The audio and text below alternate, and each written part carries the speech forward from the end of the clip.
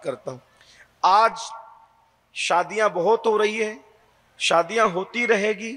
میں دعا کرتا ہوں کہ اللہ جہاں بھی شادیاں ہوں، میرے آقا علیہ السلام کی پوری امت میں اللہ ساری شادیوں کو خوشیاں دے، نعمتیں دے، برکتیں دے۔ لیکن ہمارے گنبد و مینار کے شہر کا پرابلم یہ ہے کہ شادیاں ہوتی تو ہے لیکن بہت جلدی سے زگ زگ، تک تک، بگ بگ اور بہت سے اختلافات رونما ہوتے ہیں۔ اس کی وجہ کیا ہے؟ چند پوائنٹ میں آپ کے سامنے رکھتا ہوں اور اس کا حل بھی رکھتا ہوں۔ نوجوانوں سے اور خواتین میں جو بہنیں بیٹھی ہیں ان سے خصوصی توجہ کا طالب ہوں۔ آپ توجہ فرمائیں تو آپ کو احساس ہوگا کہ شادیاں پائیدار کیوں نہیں ہوتی، ہاتھ کی مہندی نہیں چھوٹتی اور جھگڑا شروع ہو جاتا ہے، اختلاف شروع ہو جاتا ہے، انتشار شروع ہو جاتا ہے، کہیں پنچایت بیٹھتی ہے، کہیں پر جھگڑا ہونے لگتا ہے، پھر اللہ نہ کرے معاذ اللہ ثم معاذ اللہ کہیں کہیں تو طلاق تک کی نوبت آتی ہے۔ ہمارا شہر آس پاس کے علاقوں میں طلاق کے معاملے میں بھی فی الحال بدنام ہو رہا ہے، اور میں نے بہت سے شریف لوگوں کو یہ کہتے ہوئے سنا ہے کہ مالیگاؤں میں بیٹیاں نہ دینا اس لیے کہ وہاں کے لوگ طلاق زیادہ دیتے۔ یہ چیز میری سننے میں آئی ہے۔ میں آپ کے سامنے کچھ باتیں رکھتا ہوں۔ یہ زگ زگ، تک تک، بگ بگ کب شروع ہوتی ہے؟ شادی کے بعد۔ اس وقت بہت دھیان سے سننے کی ضرورت ہے۔ جن کی شادیاں ہو گئی وہ بھی سن لیں، جن کی نہیں ہوئی وہ بھی سنیں، مرد بھی سنیں، عورتیں بھی سنیں، سب کی توجہ۔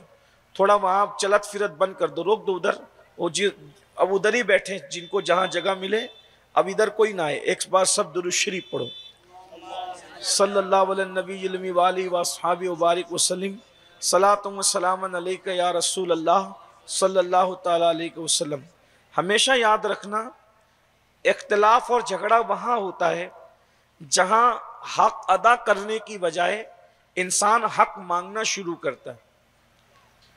ہر انسان اپنا حق مانگ رہا ہے، کوئی حق ادا کرنے کی کوشش نہیں کر رہا ہے۔ مرد اتنا سوچ لے کہ میری بیوی کا مجھ پر حق ہے اور میں نے اپنی بیوی کا حق ادا کرنا ہے۔ سیریل دیکھ کر کے زندگی گزارنے کی کوشش مت کرنا۔ اگر زندگی گزارنا ہے تو رسول اللہ صلی اللہ علیہ وآلہ وسلم کی زندگی دیکھ کر گزارو۔ فلموں کو آئیڈیل بناؤ گے تو بربادی ہوگی۔ مصطفیٰ جان رحمت صلی اللہ علیہ وآلہ وسلم کی سیرت کو آئیڈیل بناؤ گے تو پتہ چلے گا کہ ایک بیوی کی اہمیت کیا ہے۔ حق ادا کرو۔ اب بیوی کا کیا حق ہے ہم پر، پہلے اس کو سن لو۔ بیوی کا حق یہ ہے، اللہ کے رسول علیہ السلام جب دنیا سے تشریف لے جا رہے تھے تو دنیا سے جاتے جاتے اللہ کے رسول صلی اللہ علیہ وآلہ وسلم کی زبان پر 3 کلمے تھے، 3 جملے تھے۔ اللہ کے رسول علیہ السلام نے ایک جملہ، آخری حضور کی جو آخری وصیت ہے وہ یہ ہے کہ اپنی بیویوں کے ساتھ اچھا سلوک کرنا۔ اللہ کے رسول نے 3 جملے کہے اپنی آخری دنیا سے جاتے ہوئے ظاہری طور پہ، ایک یہ کہ بیوی کے ساتھ اچھا سلوک کرنا، ایک یہ کہ نماز میں کوتاہی مت کرنا، اور تیسرا اللہ کا نام زبان پر تھا اور اللہ کے نام کے ساتھ آپ دنیا سے تشریف لے گئے۔ یہ 3 جملے اللہ کے رسول علیہ السلام نے دنیا سے جاتے جاتے 3 جملے فرمائے، جس میں سے ہم نے دونوں کو فراموش کر دیا۔ نہ نماز کی پابندی ہماری زندگی میں ہے اور نہ بیوی کا ہم خیال کرتے ہیں۔ بیوی کا خیال کیسے کریں؟ آئیے اس کا حق کیا ہے۔ یہ جو نوجوان چھوکرے آج روزانہ ہوٹل میں کھانا کھاتے ہیں، ہوٹل میں کھانا کھانے پہ مجھے کوئی اعتراض نہیں ہے، لیکن میں کوئی چیز آپ کے سامنے رکھنا چاہتا ہوں۔ بیوی کا حق یہ ہے کہ جو شوہر کھائے وہی کھانا اپنی بیوی کو کھلائے۔ بھئی آپ تو روزانہ چائنیز کھا رہے ہو، آپ تو روزانہ اچھی سے اچھی غذا کھا رہے ہو، اور بیوی سے کہہ دیا کہ تم دال چاول بنا کے کھا لو۔ یہ ظلم ہے، یہ ہنسنے کی بات نہیں ہے، یہ بہت سیریس لینے کی بات ہے۔ آپ دوستوں کے ساتھ پارٹیاں کرتے ہو، کرو، اچھی بات ہے، لیکن گھر کے لیے بھی پارسل لے آیا کرو۔ ہم جانے کے لیے منع نہیں کر رہے، ورنہ ہوٹل والے ہمارے دشمن ہو جائیں، اور ہو بھی جائیں تو کوئی پرابلم کی بات نہیں ہے۔ لیکن بہرحال یہ ہے کہ روزانہ آپ جو وہ پارٹیاں کرتے ہو تو یہ اچھی چیز نہیں ہے۔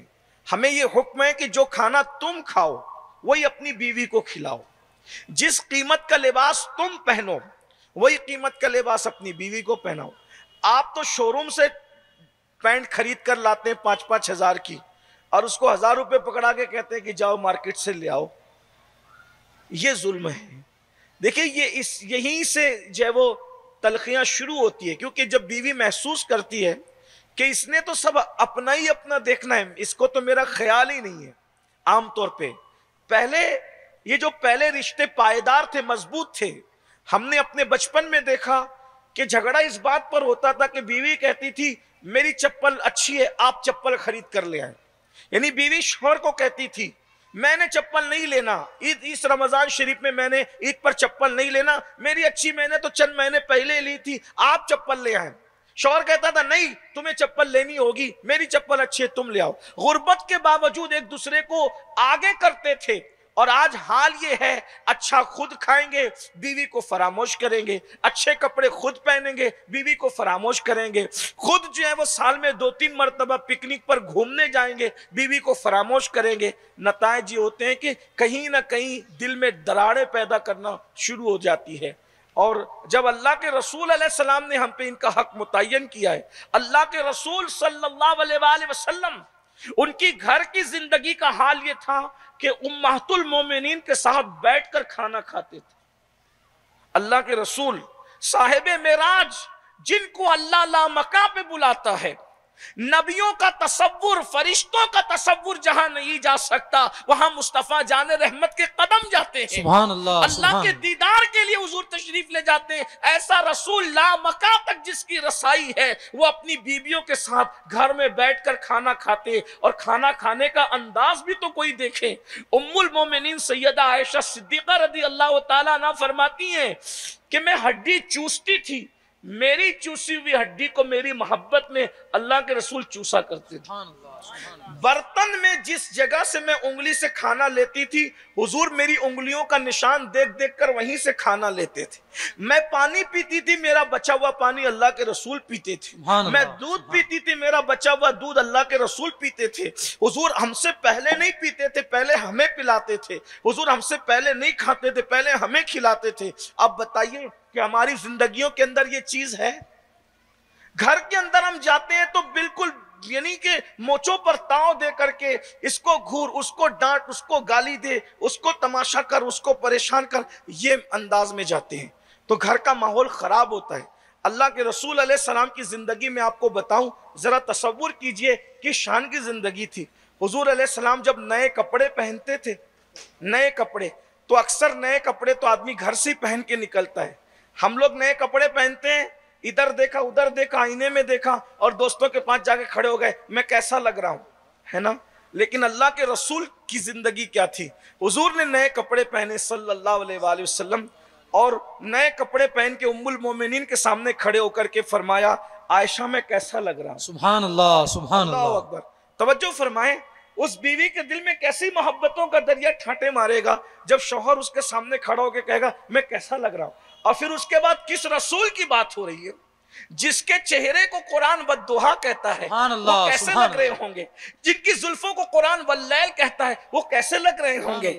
ارے جن کے تبسم کو قرآن والنجم کہتا ہے وہ کیسے لگ رہے ہوں گے؟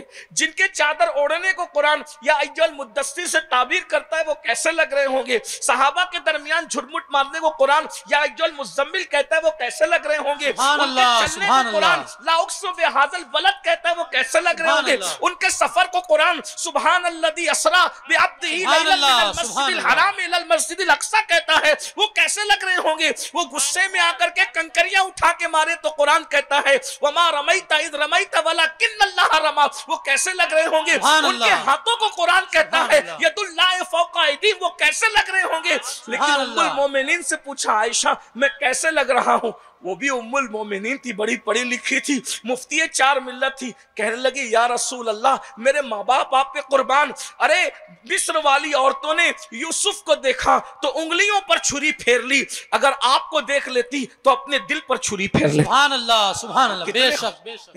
دیکھیں لیکن حضور علیہ السلام کی زندگی گھر میں یہ تھی کہ حضور اپنے گھر کی خواتین سے پوچھ رہے، ام المومنین سے پوچھ رہے. یہ حضور علیہ السلام کا گھریلو انداز تھا. آج ہمارے گھر میں یہ چیز نہیں.